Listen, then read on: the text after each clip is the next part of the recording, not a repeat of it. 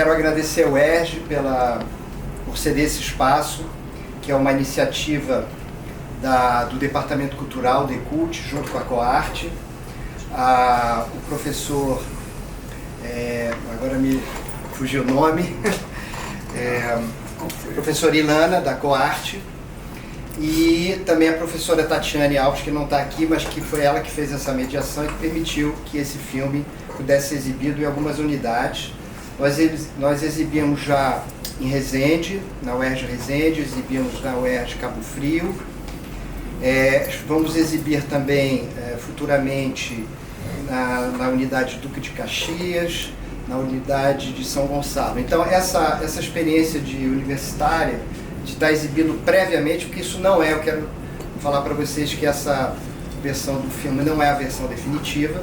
Nós inclusive reduzimos, fizemos uma sessão mais curta, porque antes disso nós vamos fazer uma palestra agora sobre a questão da preservação do audiovisual, da importância da preservação, que é um edital que nós ganhamos para a digitalização de filmes que a Vanja atuou, e esses filmes estão presentes nesse documentário que vocês vão assistir daqui a pouco. Esse edital é chamado edital de chamada emergencial de apoio, memória e preservação do audiovisual.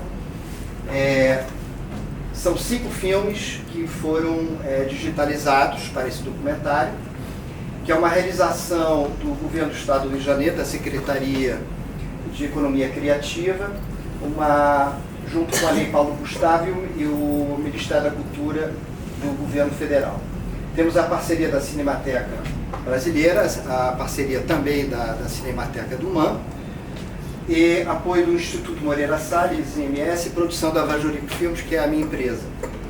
Então, vamos iniciar antes de exibir o filme, que é uma versão, como eu falei, reduzida, em torno de 1 hora. Nós faremos uma palestra para falar da importância da preservação do audiovisual. E eu gostaria de chamar aqui o Hernani Effner, que é curador da Cinemateca do MAN.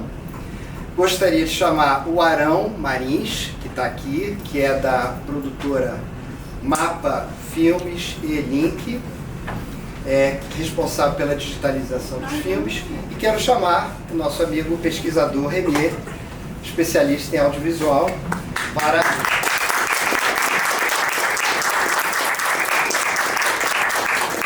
falar um pouquinho sobre o meu lado aqui. O nosso amigo Hernani vai falar um pouquinho. Você não e a gente não sei como toma o microfone para poder passar. Eu acho que tá vendo como a preservação assusta? Vamos lá. Meio dos mais sábios. Mais sábios. Bom, boa noite a todos, todas. Antes de mais nada, queria agradecer o convite do Adolfo para estar aqui conversando um pouquinho sobre um assunto que eu diria que está na crista da onda, como se dizia há muito tempo atrás, está na moda, ou está nas redes sociais. E isso, por um lado, é uma situação, uma condição extremamente positiva. Para quem trabalha com preservação há muito tempo e conheceu outros momentos, outros contextos, de um absoluto descaso, de um desconhecimento literal da existência de ações de preservação audiovisual, ou da inexistência de políticas públicas voltadas para essa área, para esse campo. Isso aqui é um resultado concreto de uma política pública que se preocupou com o universo da preservação, ou seja, um edital voltado especificamente, diretamente para esse campo de atuação, de trabalho, de memória. Então, a situação atual ela é muito diferente de 30 anos atrás, de 60 anos atrás ou de 100 anos atrás. 100 anos atrás não tinha nada. Tinha os filmes se perdendo aos montes. Para vocês terem uma ideia, existe uma estatística que diz que de tudo que produzimos entre 1898 e 1940, nós perdemos cerca de 94%. E não é 94% de 10 filmes, 100 filmes, são de milhares de filmes. Então, há 100 anos atrás, a realidade era muito dura, era dramática. Era não só uma inexistência de uma consciência mais ampla, que poderia significar uma ação voltada para a memória, para o patrimônio, para a salvaguarda das ações dos brasileiros em qualquer campo. Ali já existia uma Biblioteca Nacional, estava se criando o Museu Nacional, que depois viria tragicamente a pegar fogo. Já existiam atuações em algumas áreas, mas não nessa atividade que era recém-criada. O cinema praticamente surgiu de fato em 1895, chega ao Brasil em 1896, o primeiro filme brasileiro é feito em 1898, e os brasileiros que adoram novidades de virada de século, tipo futebol ou cinema, futebol também surgiu ali no final do século XIX e se espraiou ao longo do século XX, com o Flamengo ganhando quase tudo, infelizmente. Fazer o quê, né? Não mudou muito. Vamos comentar, deixa aí. Um botafoguense tem que comentar as coisas como elas são. E o cinema também se tornou uma atividade extremamente presente na vida brasileira, ainda que a história do audiovisual brasileiro seja uma história muitas vezes de grandes percalços, de grandes dificuldades, de grandes embates, e por conta dessa realidade da área, você pode dizer que talvez a última dimensão que alcançou esse campo tenha sido a dimensão da preservação. Ela começa formalmente ali nos anos 40, quando se cria a Filmoteca do Museu de Arte Moderna em São Paulo, quando se cria a Filmoteca do Museu de Arte Moderna no Rio, mas só se implementa de fato muito lentamente, girando nos primeiros tempos em torno desses 2 arquivos de filmes, e só vem se espraiar de uma forma mais ampla a partir dos anos 90, a partir do finalzinho do século XX, e já com uma consciência crescente de que quando a gente fala cinema, a gente está falando de uma coisa muito específica, que inclusive está ligada a certos formatos comerciais, a certos formatos tecnológicos, a certos suportes, etc. Mas quando a gente fala audiovisual, a gente na verdade está falando de tudo que é desenvolvido como imagem em movimento. Então, quando a gente cria um edital como esse, pode estar voltado para filmes ditos cinematográficos, como que a Vanja fez ao longo da sua carreira, mas podemos também estar falando de televisão, publicidade, videogame, redes sociais, está na mão de vocês aí com os celulares. Tudo que se move dentro dessas mídias, como a gente chama hoje em dia, é audiovisual. Então, na medida em que o mundo se tornou um espaço onde a comunicação predominante é a comunicação visual, você também desenvolveu ali uma percepção cotidiana de que, eu estou vendo essa imagem de 20 anos atrás da minha família, do meu grupo, da minha escola, do lugar onde eu morava, do lugar onde eu trabalhava, e eventualmente de 20, de 40, de 60, e talvez muitos de nós queiram saber como é que era o Rio de Janeiro em 1898, quando se fizeram os primeiros filmes. Isso a gente nunca vai saber. Esses filmes todos se perderam. Mas essa presença ostensiva do audiovisual nas nossas vidas fez com que a percepção de que esse patrimônio, essa história, essa memória tem um valor muito maior do que aquele que vinha sendo dado ao longo do século passado. Tem uma presença muito maior do que nós nos dávamos conta, pelo menos a minha geração, há 20, 30 anos atrás. E tem uma capacidade de comunicação que é absolutamente extraordinária. Então, as pessoas mandam vídeos, mandam áudios, mas raramente escrevem mensagem no WhatsApp. Porque essa comunicação audiovisual ela se tornou dominante. Isso fez com que o campo da preservação, que nunca é tranquilo, que nunca é fácil, que nunca é barato, tenha, de um lado, merecido atenção, tenha merecido alguns parcos recursos, mas pelo menos já alguns, antes era absolutamente nada, e tenha começado a desenvolver uma série de estratégias de trabalho que hoje passam essencialmente por aquilo que a gente chama de digital. Arão, Renier vão falar muito sobre essa relação com a ferramenta digital, com o material digital, com, digamos assim, o produto final digital, porque o mundo ficou digital. De um lado, isso põe questões conceituais, questões teóricas, questões práticas, questões técnicas e também questões financeiras.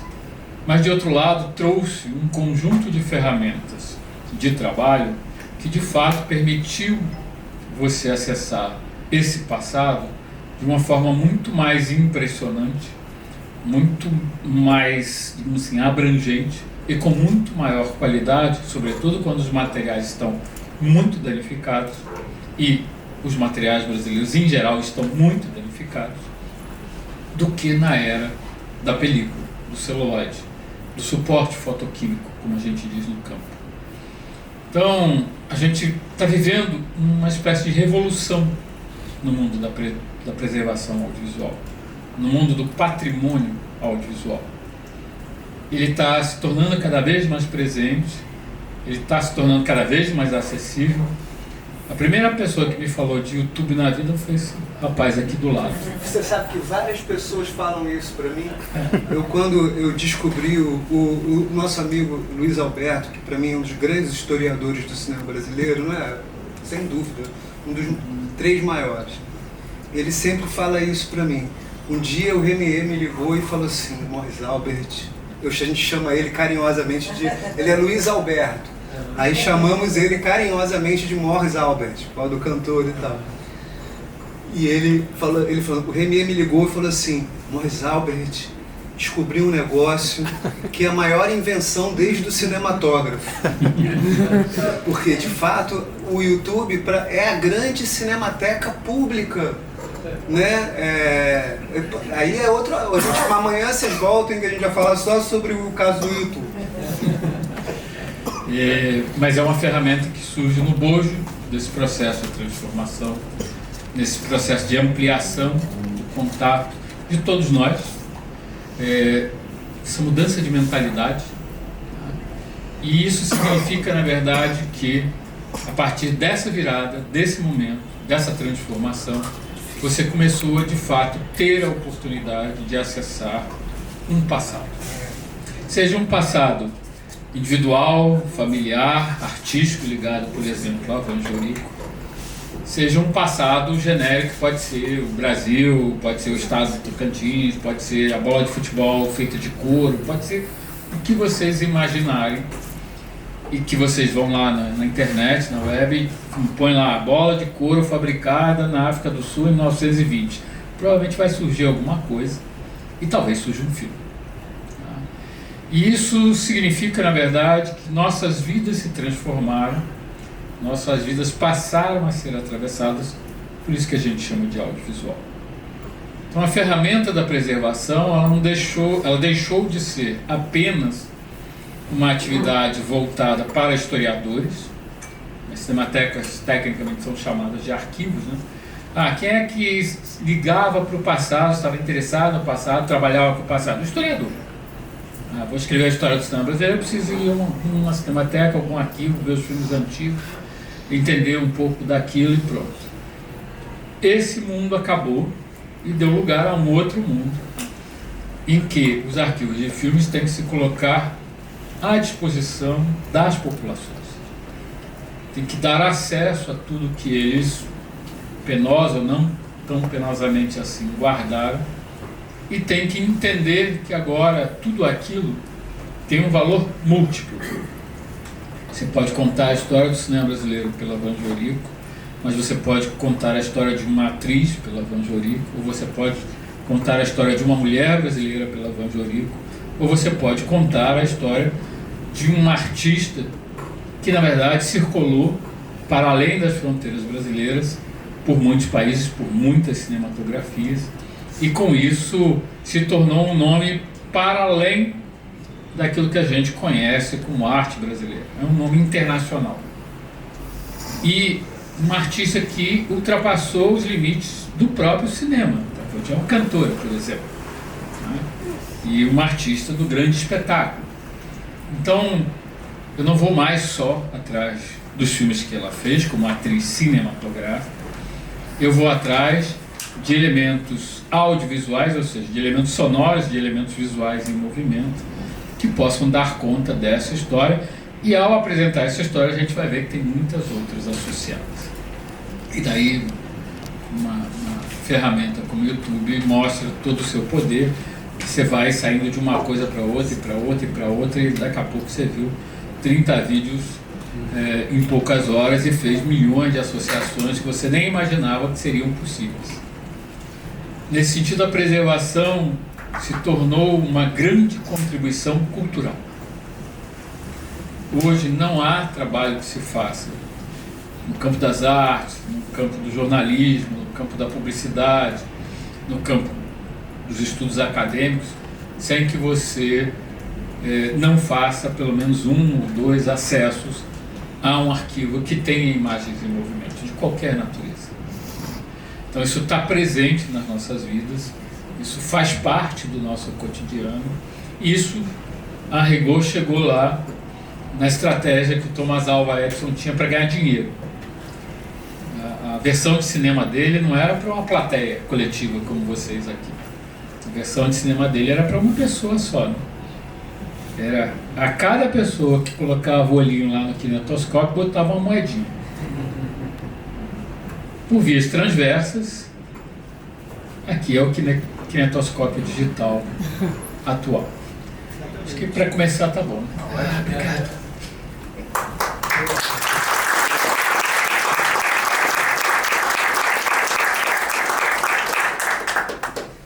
Remy, Vou aqui, ó. Eu tenho o recado aqui da Vanjorico, para que eu até trouxe a cola, mas eu não posso deixar de comentar uma série de coisas que o Hernani falou. Até para a gente situar aqui da onde eu vim, o que eu fiz e o resultado disso, vocês vão ver aqui parcialmente. O Hernani falou ali que você pode contar a história de um monte de coisa através da Vanjorico. E aí a gente pode também contar um pouco da história da preservação através da Vanjorico. Essa que é a proposta aqui, e eu estava até falando com o Adolfo, que é um assunto, é um tema, em si, porque a saga que foi o trabalho de restauração, não só restauração, não, de recuperação, de digitalização, de catalogação, não só dos filmes que são objeto aqui desse edital, mas também de toda a coleção particular da Vanjorico, que a gente estava conversando ali fora. Era uma arquivista, isso é uma coisa comum, eu como pesquisador eu vejo isso repetidas vezes. O artista, ele é cioso da própria memória, ele é a própria memória, ele tem a consciência ou a inconsciência de que a vida é finita, e ele passa a vida inteira, nem todos, mas muitos, coletando provas, A ideia, o documento, o audiovisual, o filme, é um documento arquivístico e é um documento. Então, qual é a função básica do documento arquivístico? É probatória. A função do arquivo, seja o arquivo, a certidão de nascimento, o Detran, e até o filme, Para que serve o filme? Para provar que você, em 1947, estava ali cantando, que você estava na crista da onda, Então, essa é a importância também da memória, do audiovisual agravado, sobretudo nesse contexto contemporâneo, que é essa quantidade enorme de arquivos audiovisuais que são produzidos diariamente, minuto a minuto, Então, contar a história, também se pode contar uma história da preservação, não só audiovisual, mas sobretudo audiovisual, através da Vanjorico. Eu quero só te interromper um pouquinho para complementar. A gente estava conversando com o Felipe Cavalieri aqui, que foi muito amigo da minha mãe, e essa questão não tem problema. A minha mãe ela fez exatamente isso que você falou. Ao longo da vida, Primeiro foi a minha avó, a mãe dela, que foi ajudando, né, na época do auge da carreira da minha mãe, nos anos 50. Tudo que era matéria, ela recortava, só que ela não recortava com a data. Isso também foi um problemão pra gente, né? Também, você lembra disso? A gente não sabia de que época, e para encaixar isso na linha do tempo dela foi uma loucura. Mas minha mãe preservou uma quantidade gigantesca, acho que para isso, para provar que de fato lá. você teve lá. Eu fiz isso. Exatamente. Então, é uma quantidade, são milhares de arquivos de registro de matérias, jornais em russo, em alemão, italiano, francês, enfim. Eu acho que tem muito esse sentido da pessoa querer preservar. E, no caso, o filme, né, que eu fiz, esse documentário, ele é um documentário basicamente de arquivo, porque ele reúne todo esse material, claro que não todo, mas uma boa parte desse material, para justamente contar a história dela. Então, vai nessa linha aí. Essa mesmo. Ele fez a síntese monográfica do Paul Otlet, né, que é o pai da documentação. Vamos fazer aí um resumo aí do que é os highlights dessa coleção para apresentar para o mundo. É isso, né? E aí, trazendo aqui mais para o planeta Terra, eu sou creditado como pesquisador. Isso sempre me incomodou, né? Porque eu já tinha essa impressão. Hoje em dia, então, ela é gritante para mim, né? Ele falou sobre modismos de virada de século. Um dos modismos desse início de século é justamente pesquisar. Hoje em dia, todo mundo é pesquisador por causa do Google e outras ferramentas. Tem mais, né? Agora tem IA, né? O hashtag, o IA, mas o IA come no Google, né? É lá que ele se alimenta. Né? Então, essa coisa de pesquisador, parece que eu sou cientista. Eu sempre me defini, né? E hoje em dia, mais do que nunca, o nome da minha empresa, eu como rato de cinemateca. Né? Eu sou rato de cinemateca. Pesquisador nas horas vagas, mas o que eu sou mesmo é rato de cinemateca. Eu estava fazendo as contas aqui enquanto ele falava. Eu sou novinho, mas é que eu era precoce. Há 40 anos que eu frequento diariamente arquivos de filme. Verdade ou mentira? E há 35 anos que eu trabalho nos arquivos de filme. Até porque esse cara vem aqui todo dia dar um emprego para ele, entendeu? Chegou nessa situação. E assim nessa eu fui. E fui como rato de cinemateca em cinemateca, de arquivo em arquivo, e acabei me tornando, entre aspas, um especialista de catar arquivos audiovisuais. Né? Fazer um parêntese aqui para retomar uma coisa que ele falou no início da frase dele. Ele usou uma expressão-chave: política pública. Não há preservação, não há conservação, não há trabalho de catalogação, de reflexão sobre a massa arquivística, sejam filmes, sejam discos, sejam documentos, seja burocracia, seja memorabilia. Não existe sem política pública e primeiramente, legislação, correto? Tem que ter legislação para organizar como a legislação você consegue, a partir dela, estabelecer um decreto. Provavelmente se foi um decreto, um edital, né? Não sei qual forma jurídica, mas porque já em algum momento Hernani é um militante dessa parte política da preservação, então isso aí é um assunto em si e precisa de política pública, precisa de legislação. Bom, como é que eu fui parar na Vanjorico? A pesquisa da Vanja Audiovisual foi feita pelo considerado o maior pesquisador audiovisual do Brasil, que presta esse serviço que eu presto, na verdade, de detetive de arquivo, que é o Antônio Venâncio. Né? O Antônio Venâncio fez toda essa pesquisa audiovisual, né? Ele é referência, ele está aí nos maiores, ele é o maior pesquisador que eu sei, não sei, tem a Júlia Chinor, é outra pessoa que eu considero que é tão profissional como o Venâncio, mas tinha alguns filmes que o Venâncio não achou. Tarefa para o rato de cinemateca, entendeu? Aí que lembram de mim, entendeu? Aí eu fui lá, né? E eu já tinha ouvido falar desses filmes, mas não tinha visto, porque de fato já sabia que eram raridades. E eram filmes que estavam no meu radar de interesse. Uma pesquisa antiga que eu só pesquiso o que não é para pesquisar, entendeu? Esse é foi assim que eu fui ficando bom. Foi assim que eu fui ficando rápido. Não pode ir aí, não pode olhar isso. Aí eu ia lá, entendeu? Então, esse material da Vanja internacional, ele sempre me interessou numa perspectiva de filmes estrangeiros com um olhar sobre o Brasil. Esse olhar muitas vezes é um olhar que tem baseado no exotismo, né, numa visão fantasiosa do que seria o Brasil, essas coisas de gringo. Mas isso sempre me atraiu muito. E no caso, os 3 filmes que o Venâncio não achou eram exatamente com esse perfil. Eu falei, oba! Aí, um deles, inclusive, tinha uma cópia no YouTube, não tinha? O Iales. Falei, cara, então olha a prova de que tem o filme. Tem o filme. Aqui no Brasil, você não tinha não tinha nem o cheiro, né? Aliás, um cheiro tinha. Vou falar um caso específico. Tinha material no Brasil. Mas os outros 2 filmes, não. Um era esse filme italiano, Iales, né? A Virgem do Roncador. O outro filme era um filme que no Brasil chamava de Paixão Selvagem, que era uma coprodução da Atlântica, mas parece que a Atlântida era só uma empresa de fachada, na verdade era uma produção alemã, uma história confusa aí que tem outras pessoas que sabem melhor do que eu.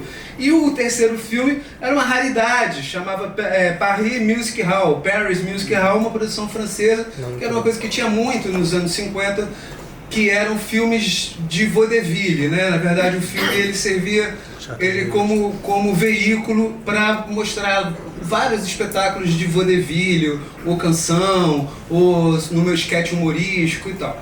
Esses 3 filmes. O Paixão das Selvas tinha uma cópia tinha um material de preservação, não sei se era cópia, negativo ou contratipo, super detonado do acervo da Atlântida, né? Na Cinemateca Brasileira era um material inviável de duplicar. Então é a mesma coisa de não ter. Então, o que se tinha de pista era esse link do YouTube. Pô, ou como o Rato Cinemateca só faz uma coisa, ele vai na Cinemateca, né? Então eu entrei em contato com, cara, sei lá quantas, mas eu até trouxe aqui todas as cinematecas e arquivos de filme da Itália. Simplesmente eu escrevi, eu entrei em contato, eu liguei, todas, né? Esse tipo de pesquisador como eu é, antes de tudo, um chato, né? Aquele cara, é justa essa coisa de não vai lá, e o cara vai, não pede, lá vem o cara, entendeu? Eu fiquei acostumado com isso. E então mandei contato para fiz contato com todos os arquivos de filme da Itália, assim, bastante sutil, entrando no site das cinematecas e arquivos de filme, indo lá no staff, aquela página que tem quem trabalha, estudando nome a nome, dando Google, fazendo aquela stalkeada e mandando aquele e-mail tipo super humilde do brasileiro pobrinho que está pesquisando, que precisa, tananana, para todas as pessoas que no staff de cada arquivo poderiam me dar uma resposta. Conservador, diretor, programador, né? E aí, nada, né? Parece aquela música da Blitz que eu lembrei agora. Aí, nada. Fiz a mesma coisa com os outros materiais. Escrevi, eram menos arquivos na Alemanha. E eu achei num desses arquivos da Alemanha esse Paixão nas Selvas, que tem como título original Conchita e o Engenheiro. Parece que é um romance famoso na Alemanha, e tem uma versão cinematográfica que a Vanja achou. A gente achou na Fundação Friedrich Wilhelm Murnau. Eu não sei falar sotaque alemão, o Hernani sabe. Murnau, Fundação Murnau, olha onde foi parar o filme. Na Fundação Murnau tinha lá o negativo original impecável, tudo nos trinks, naquele padrão alemão de preservação. E aí, mas era tudo uma fortuna, para abrir a lata uma fortuna, para olhar o filme, para tirar do não sei o que uma fortuna. E né, isso inviabilizou o acesso do material. O outro filme que era o... Mas aí você acabou achando no Murnau, você achou você achou... Não, aí esse filme que ele acabou de citar, que está na Cinemateca da Murnau, Fundação Murnau. esse filme A gente já tá, porque assim, só o filme a gente não tinha nenhuma cópia disponível, então a gente não teve como usar. Só que recentemente, foi esse ano, você achou uma cópia em vídeo. Você esqueceu? Cara, eu esqueci. Não, sabe por quê? Sabe o que aconteceu? Agora você me veio Você com a achou? luz. Cara, então, olha o problema que ele tava. Lembra que ele falou do audiovisual, do YouTube, do telefone celular, das pessoas se comunicando em vídeo? Qual está sendo a tendência agora? Você vê, imagina eu, porque eu acabei virando esse procurador de filme, né? Procurador de procurar mesmo. Cara, eu vejo tanta coisa, tanta informação, que eu sou soterrado por informação, entendeu? Eu cheguei numa situação que praticamente não vou mais ao cinema. E nem fico em casa, então eu tenho pavor. Eu tenho horror de televisão. Eu odeio televisão. E aí quando eu vou ao cinema é pra uma coisa muito especial, tipo hoje aqui. Mas pô, tô o dia inteiro vendo vídeo, cara, é um pesadelo. E outro dia, olha como é o lance, o amigo lá que é do áudio. Eu amo música, entendeu? E arte de maneira geral. E aí, garimpando, né? Você garimpando vinil, essas coisas e tal. E eu conheci um garoto, eu esqueci o nome dele agora. Eu conheci ele estava na Cinemateca do Man com o disco, a trilha sonora do Esquadrão da Morte. Eu falei, gente, olha isso, que nível de loucura. E esse menino vende disco na Praça 15. E eu fiquei amigo dele.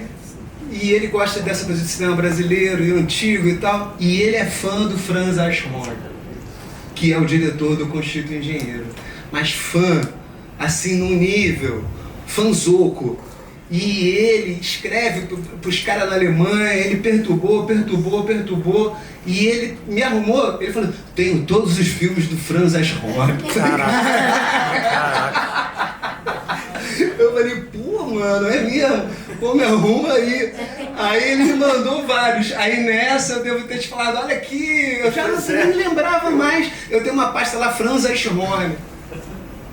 Que é, por sinal, um diretor cult alemão, acho que o Hernani vai falar melhor. Conhece muito. E eu queria aproveitar aqui a deixa também para falar um pouquinho dos filmes e explicar, para quem não sabe, o que é o processo de digitalização de filmes que são em película, que é um suporte físico, né? Eu gostaria que o Arão pudesse falar um pouquinho aí sobre esse processo, como se dá, que a gente acha que é muito simples, né? Mas não é simples, não. Não é simples, mas simples para você, né? Bom, gente, eu sou Arão Marins, agradeço aí por ter chamado, estando ao lado do Adolfo. Já conheço há um tempo, já trabalhei, foi meu cliente com a produtora dele, trabalhava em casa de finalização de filmes. Mas esses dois aqui são feras que a gente fica querendo ser eles, né? Queria ter nascido eles. É muito bom. O Hernani fala muito bem, ele também tem histórias muito boas também. Bom, eu vim da área, primeiro, nasci com um irmão que filmava com Super 8, tirava fotografia, revelava em casa. Eu sempre tive essa paixão pela fotografia, mas era afastado porque eu não podia encostar, não podia botar a mão na fotografia, não podia encostar no negativo. O Super 8 só ele passava, eu não passava, ele era um preservador.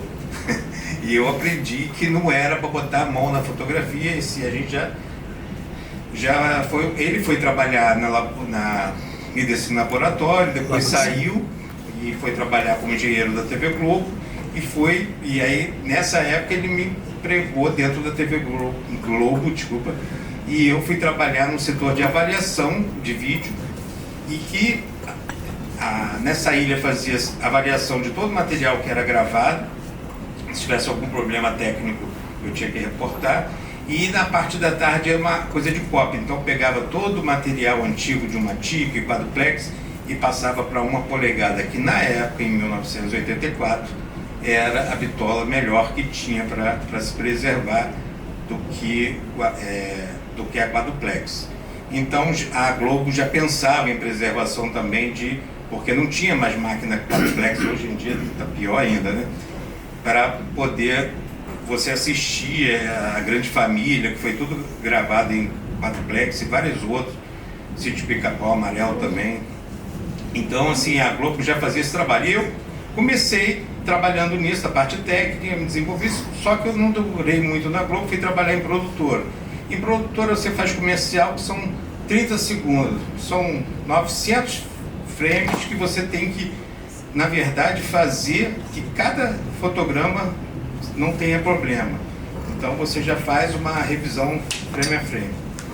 E fiquei afastado um pouco de cinema até que resolvi, na empresa, na produtora que eu trabalhei, resolvemos comprar um telecine na época, no ano de 2000 mais ou menos. E aí eu voltei para essa área e entrei nessa área de escanear filmes, telecinar filmes na época, para equipamentos digitais. Não era arquivo ainda, era para vídeo, mas já tinha beta digital, já tinha suporte digitais em vídeo, né? Depois acabei ficando lá um tempo, uns 15 anos, saí, montei minha produtora e hoje em dia voltei para Mapa Filmes, que eu já tinha trabalhado com o Zelito Viana, só que dessa vez ele resolveu recomprar um scanner de filme. E estou fazendo esse trabalho desde 2019, que a gente importou um scanner, que faz 35 e 16, e estamos fazendo. Infelizmente teve uma pandemia logo depois que o scanner veio, mas a gente não para de escanear filmes. Isso para mim está sendo uma alegria e aproximando esses talentos aí para perto, é muito bom trabalhar com eles. E tem toda uma coisa assim, filmes, quando eu escaneio e guardo, que vamos dizer, a Cinemateca Brasileira ou qualquer outra cinemateca, eles pedem uma contrapartida, eles emprestam o filme para vocês, né, para o cliente, a gente escaneia e tem que devolver em contrapartida o material escaneado para ele guardar. E é muito bom, se ele guardou o filme até agora, ele ficar com o arquivo digital guardado também, que bom, né? Que tem alguém para guardar. E eu acho isso muito interessante. E assim, ele fala que é complicado, mas não, complicado é manter os filmes que possam ser escaneados até hoje e guardaram. Esse é o principal, né? E sabe lá o que essas pessoas fizeram para esse filme estar em condições de poder ser escaneado. Porque muitas vezes o bom seria guardar numa temperatura, numa sala com todos os requisitos, mas isso muitas vezes não acontece e vai se perdendo o material. Mas pessoas assim como o Hernani, esse filme está ruim, faz uma cópia logo, uma outra cópia dele para guardar, faz logo, mas não tem dinheiro para fazer uma cópia em 35, faz em 16 mesmo e guardava. Então assim, em vez em quando você tem filmes que você quer escanear que você não acha mais o negativo já perdeu, foi embora, mas tem uma cópia que alguém fez, alguém guardou. Então assim, isso é o mais importante. Sem esse material para escanear, você não consegue preservar digitalmente nada. Então assim, os filmes dele ele conseguiu, que eu escaneei lá, estava em boas condições e foi fácil, né, para fazer desde que o material está lá. É claro que tem vários problemas que podem ser resolvidos digitalmente, apagar a sujeira, não sei o quê, mas isso é um outro processo. O maior é a preservação de você conseguir escanear esses filmes que ainda estão bons e guardar ele por um tempo. Mas a gente nem sempre tem também só esse material que o Adolfo trouxe, que estavam bons. A gente tem material, às vezes quando o Hernani me leva lá, o filme já está indo embora, mas a gente faz, muitas vezes escaneando frame a frame, bate a foto, mas que demora muito. E assim, tem vários processos, né? Mas o importante disso é conseguir preservar. E às vezes, eu trabalho com o Zelito Viana, que é um cineasta, não sei se quase todo mundo aqui deve conhecer, mas os filmes dele a gente já pediu à Cinemateca Brasileira para escanear, e muitas vezes ele fala assim, a gente não pode liberar porque o material está deteriorado e assim a gente não pode deixar porque ele não vai conseguir passar. Aí o Zelito falou assim, mas daqui a 2 anos vai estar melhor? Não, então manda para cá que a gente vai escanear o que dá. E a gente conseguiu escanear. Então assim, é complicado, gente, porque as pessoas que estão guardando lá, não estão fazendo isso, não estão prendendo não, porque eles esperam receber de vez em quando verba para conseguir duplicar de filme para filme mesmo, com uma máquina fotograma por fotograma, sem passar num player que de vez em quando pode até destruir mais fácil o negativo. Então assim, posso fazer uma parte da sua Pode. fala? Ele fala isso, vou falar aqui, vou fazer o advogado do diabo. E essa resposta que a Cinemateca dá para ele é uma resposta padrão, porque muitas vezes o material está ruim e ao passar num processo de digitalização você pode danificar mais ainda o material. Mas o Arão está aqui porque ele é o cara das mãos mágicas, entendeu? E ele, não é, Hernani? O filme com ele, o filme obedece a ele, entendeu? Se comporta bem. Depois passa o contato dele. é um pouco de exagero, mas é isso, assim, o Zelito Viana está com 87 anos agora, vai fazer 88 ano que vem, e para ele quer ver o filme dele. Ele não pode esperar 2 anos, 3 anos, 5 anos. Ele quer escanear o que puder logo. Então tira de lá e faz. Entendeu? Então assim, é difícil. Olha a situação muito semelhante do Zelito com a dele e de várias outras pessoas que têm material audiovisual. Por que você vai preservar? Porque aquilo ali é um repositório de memória. E memória envolve o quê? Afetividade, né? Essa sensação de pertencimento, né? Então esses são valores que precisam ser ponderados também pelos arquivos que muitas vezes são draconianos nas suas regras de preservação. É muita gente, é muitas questões, muita emoção. E o filme está, em vez em quando, num lugar desse, não quer dizer, vou dizer, foi filmado pelo Zelito, foi produzido pelo Zelito, mas às vezes não foi depositado por ele na Cinemateca. Foi através de uma outra pessoa que tinha cópia que deu para eles guardar. Então esse filme que está lá, aquela película, o que foi gasto para fazer aquele filme, os direitos da imagem tem que pedir a MAPA. Mas para ele dar aquela MAPA, aquela cópia, não quer dizer que só porque ele é dono do conteúdo, a cópia não, entendeu? Você comprou um DVD, você não tem que dar o seu DVD para quem produziu, você dá se você quiser. Então é uma conversa, né? Mas assim, eu sei que tem, mas eles, graças a Deus, a gente não foi barrado muito assim, não. Teve alguns problemas porque também eles se oferecem a fazer o mesmo serviço que a gente faz também, e eu acho que às vezes, como é dele, né? A Cinemateca tem isso, ele pegou um filme antigo dele, da mãe dele, mas ele estava muito ruim. Há 10 anos atrás eles recuperaram, fazendo fotograma, botaram num outro negativo.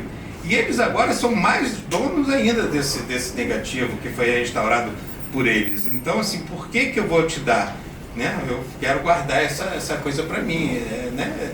Porque também tão mais difícil que preservar o filme a instituição de preservação se autopreservar, né? Acho que passa por essa questão também, né? Mas eu acho que é o seguinte, só vou terminar, não vou continuar não. Mas assim, eu acho que existem vários problemas de trazer o filme de volta para botar para o público ver, e é muito caro guardar um filme em 35mm, escaneado em 4K, pesa, em vez em quando, todo o material, uns 20 tera. E assim, quem é que tem 20 tera para ficar guardando? Imagina ficar guardando 1000 filmes por 20 tera, então é muito grande. Mas eu acho que se você guardar até num suporte que possa passar no Vimeo, que é um H264 com qualidade 4K, você assiste e a história vai estar lá. Então, guarda na nuvem um H264 e guarda os HD enquanto você pode. Vai se perder? Espero que não. Espero que essa pessoa que está com os HDs consiga fazer cópia e se mantendo. Igual tem uma fita também, tape LTO, que o pessoal faz, aí vai mudando de 3 em 3 anos, tem que mudar e o cara tem que fazer a cópia de novo. Não tem jeito. É igual filme, o digital pode ir embora também se não ir copiando os novos padrões que vai mudando. Então assim, não adianta só passou para o digital e está salvo, não. O filme pode Daqui a 10 anos pode ser que esse digital não exista mais e o filme ainda exista, porque está guardado na Cinemateca, talvez não com a mesma qualidade de hoje, mas vão estar vivos, sendo preservados do jeito que são. E tem uma coisa, né? O filme é uma paixão também, né? É diferente do vídeo. Então todo mundo que grava em vídeo quer botar a sujeirinha, quer botar o grão de cinema, quer fazer tudo para ficar igual ao cinema. Não tem jeito. Parabéns, pessoal do cinema.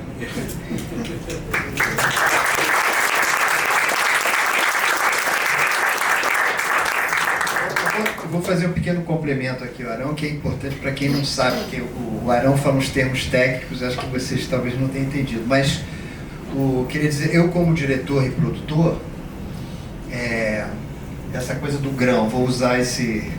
O que acontece? Quando você digitaliza o filme, ele passa do formato físico, película, para o formato digital.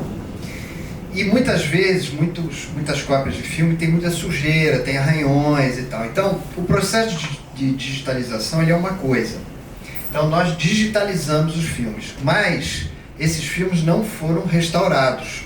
Porque a restauração é um processo muito caro, que é o quê? É você tirar todas aquelas sujeirinhas, procurar restaurar os arranhões. Isso é um trabalho que o Arão faz também.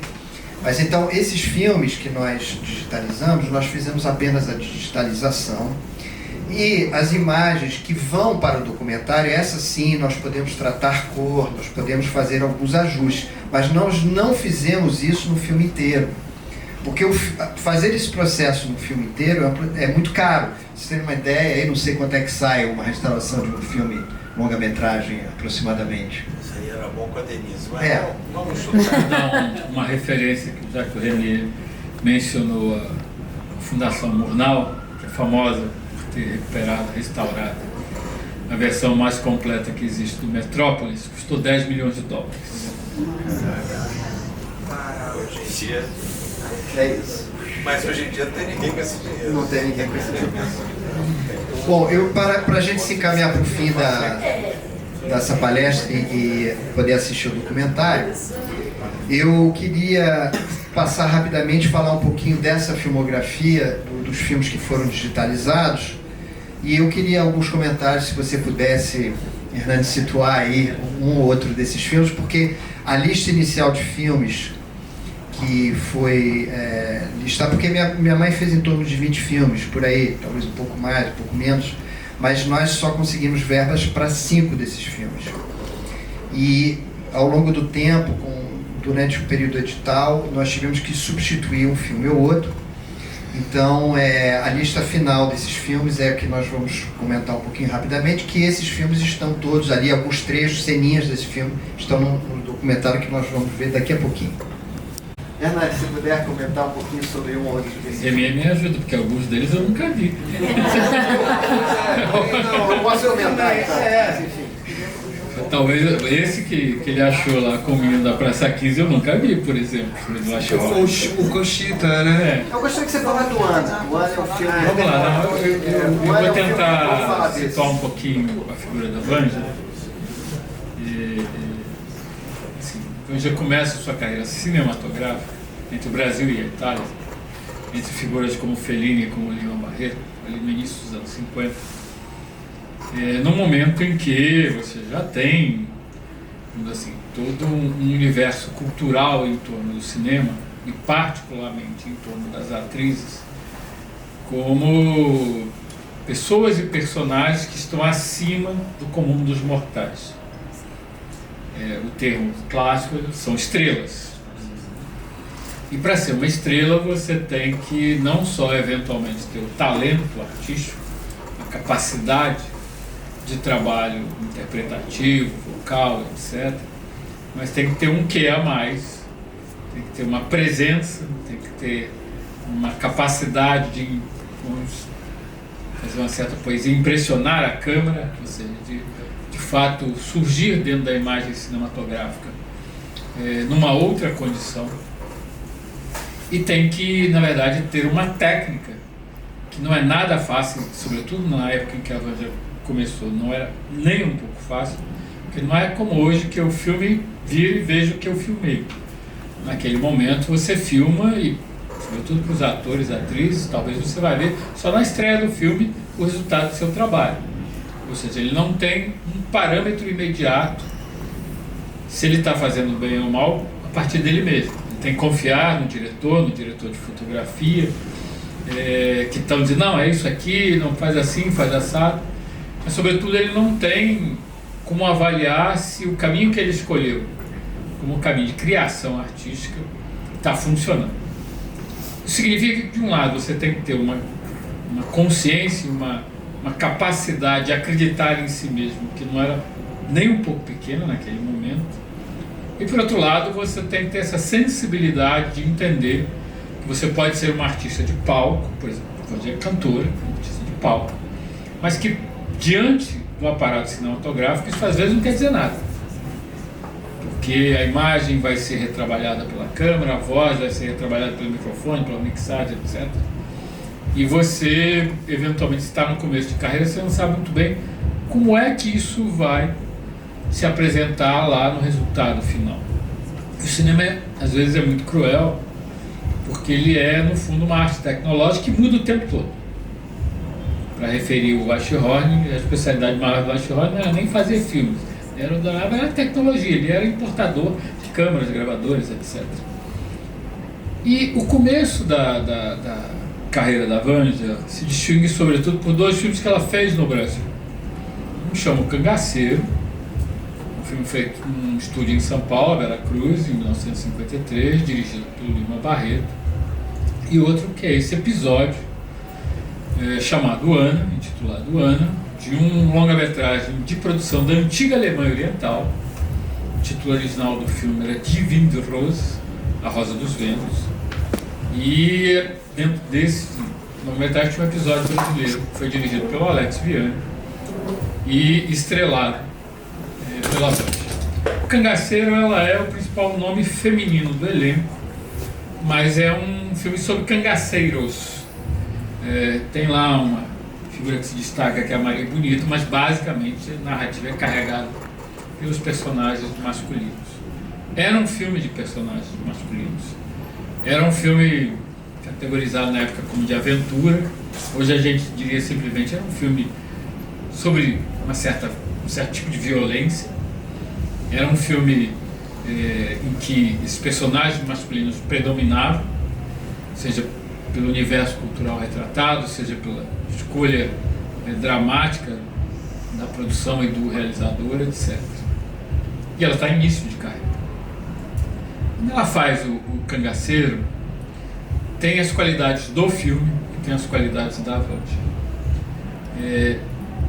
Eu tenho uma impressão, que eu acho que nunca vai se conseguir comprovar, de que o filme brasileiro mais famoso da história no mundo inteiro, literalmente, é O Cangaceiro. Por uma série de circunstâncias particulares, o filme acabou nas mãos de uma distribuidora de cinema dos Estados Unidos, a Columbia Pictures, e ela percebeu que tinha um filme que poderia lhe render muito, ele rendeu muito, e ela distribuiu o filme praticamente no mundo inteiro. Hernani, posso fazer uma parte? O filme tinha um segredo que passa pela Vanja. Ele tinha um ritmo musical. Sim, vários. Vários. É um filme curioso, porque é um filme sobre cangaço, mas hoje tem muita música. Tem 6 números musicais no Cangaceiro. Um deles, que é o mais conhecido, que se repete ao longo da narrativa, abre e fecha a narrativa, que é o Mulher Rendeira, mas, sobretudo, o número que mais encanta, performado pela Vanja, é o Saudade, que é um momento mais, digamos assim, romântico do filme. E esse filme ele fez tanto sucesso na época, marcou tanto as plateias do mundo inteiro, que havia um reconhecimento imediato. Acho que nenhum filme brasileiro teve uma homenagem tão bonita quanto num curta-metragem francês. Naquela época, nos anos 50, era mega famoso, que é o Balão Vermelho, do Robert Maurice. E tem um momento desse curta-metragem em que o menininho, que é o personagem principal, que está atrás do balão vermelho, que saiu das mãos dele, Ele vem descendo uma rua e quando ele vira a esquina, ele para, olha, e aí a câmera vai mostrar o que ele está olhando, que é um cartaz gigantesco do Cangaceiro, numa parede lá de um prédio qualquer dentro da França. O impacto artístico, cultural desse filme foi absolutamente extraordinário. E aí entramos na Vanja, primeiro porque ela vai fazer de uma forma travestida no fundo da Maria Bonita, num filme que ali àquela altura está apresentando o universo do cangaço para os brasileiros, que é um universo que basicamente nordestinos conheciam, muitos de uma maneira vaga, relativamente poucos de uma maneira direta, conheceram cangaceiros de fato. E um filme que foi muito acusado de não representar o cangaço da forma correta. O cangaceiro não anda a cavalo, no filme do Leão Barreto eles andam a cavalo. Os traços fisionômicos dos atores são todos do Sudeste ou do Sul. O ator principal era gaúcho, não era nordestino, etc. Mas nada disso ofuscou o impacto do filme e, sobretudo, a Vanja, quando assume o papel com a dramaticidade que o Lima imprimiu a todos aqueles personagens, com uma dureza, com uma vida interior que não se apresenta sob a forma de palavras, mas sim de olhares, de gestos, de intensidades. Tem uma trama amorosa no filme que não merece um comentário direto sequer. Ela, na verdade, gosta do cangaceiro que vai abandonar o grupo, mas é a mulher do chefe do bando, que é o Capitão Galdino, na verdade, o Lampião.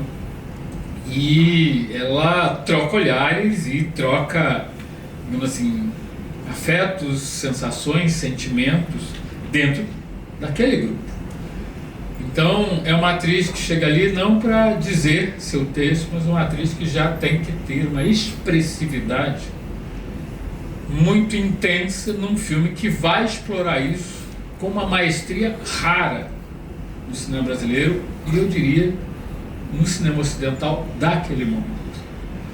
Ele é um filme extremamente bem construído nas suas interpretações. Então, só o papel que ela faz como cangaceira já trouxe uma presença da atriz Vanja Eurico de uma forma muito evidente, muito expressiva. Mas, pela natureza desse filme, vai misturar um drama histórico com música, porque o filme brasileiro não fazia sucesso ali naquela altura se não tivesse música. Era a época e o reino das chanchadas, das comédias musicais. Leão Barreto vai incorporar isso, um pouco talvez como um elemento de venda do filme, mas vai inteligentemente dar uma função dramática a esses momentos musicais, que são muitos. E aí, esses momentos ganham uma proeminência, sobretudo por causa da Vanja, sobretudo por causa do canto dela, sobretudo por causa da inteligência dela de associar esse canto à cena que está ocorrendo ali de imediato e a tudo que está por trás dessa cena. Quando ela canta Saudade de quem? Do sujeito que ela ama. Ela está cantando para o grupo de cangaceiros e está cantando em tom de lamento. Não é simplesmente performar a música, é interpretar mais do que cantar a música. Ela tinha essa qualidade. E sabe-se Deus por quê? O cangaceiro vira esse fenômeno mundial e vira esse fenômeno mundial pela parte da aventura, dos enfrentamentos, dos tiros, etc. Mas sobretudo por causa das músicas. E quando chega nesse ponto, sobretudo por causa da Vanja, ela se torna de imediato uma estrela mundial, o que faz inclusive com que ela desenvolva essa carreira internacional de uma forma bem mais ampla. Dando um salto, 3 anos depois do Cangaceiro, ela vai fazer um drama social. Em princípio, ela está ali como protagonista, agora ela é a protagonista. E é um dos primeiros filmes brasileiros que entrega o papel principal a um personagem feminino, é literalmente o primeiro filme brasileiro que entrega a um personagem feminino uma presença e uma ação estritamente políticas.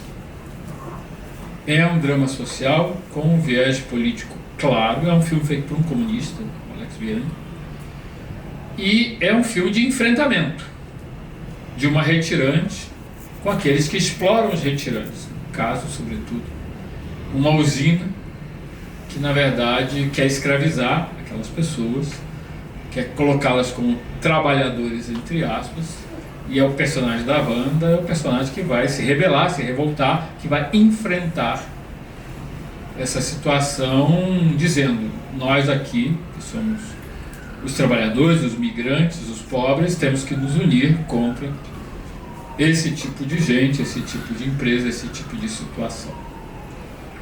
Então é muito diferente de você fazer uma cangaceira, é muito diferente de você estar cantando aqui e ali, é muito diferente de você ser a mulher que tem um amor.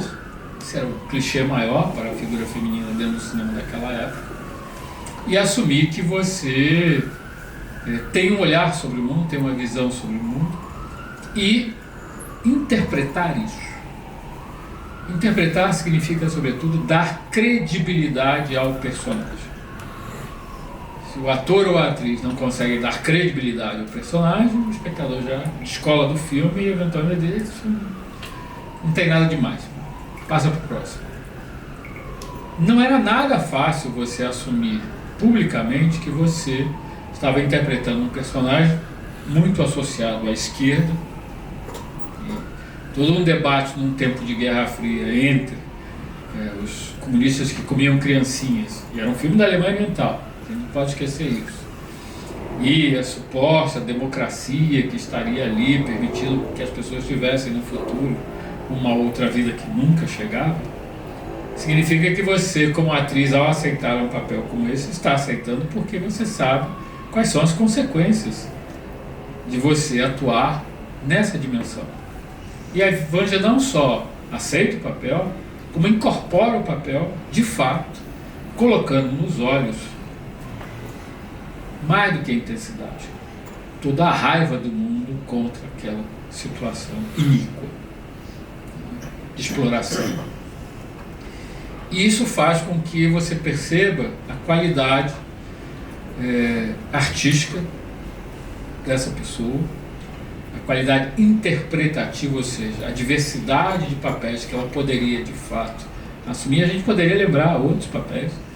Ela faz um filme muito associado ao CPC, que é Os Mendigos, um filme dirigido pelo Flávio Miliaccio, né? E ela é a personagem feminina central nesse filme, que é um filme militante. O Ana nem era exatamente um filme militante, ele era para ser um retrato, mas Os Mendigos é um filme militante, feito ali à beira do golpe de Estado de 64. Então a Vanja, ela tinha essa consciência, mas traduzia essa consciência num trabalho de criação. Isso não é pouca coisa, porque se fazer cinema já é difícil para o ator, por N razões. Quando você vai fazer um filme no Nordeste, em condições de trabalho muito difíceis, com um aparato tecnológico gigantesco, a câmera pesava 110 quilos. A câmera ficava do lado dela, um caminhão em movimento, e ela tendo que passar a personagem dela. Então ela vai para um tipo de arte que, quando a gente vê o filme, a gente parece que está tudo certo, está tudo natural, está tudo tranquilo. Menos para quem está fazendo aqui. E muitas vezes, dentro da equipe, quem mais sofre é o ator, é a atriz. Porque às vezes não tem determinadas condições e o diretor fala: agora é com você. Você tira aí, não sei exatamente de onde, aquilo que eu quero, que é esse olhar, essa raiva, essa presença, esse corpo tensionado, pulsando. Eu quero que você traduza a dor brasileira na tela. Então, se a gente percorrer a história do cinema brasileiro nesse quesito atrizes e for perceber qual é a atriz que dá esse salto unindo arte e política, essa atriz chama-se Vanja Eurico. Tudo bem.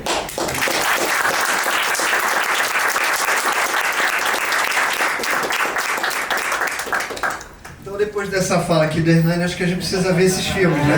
Então,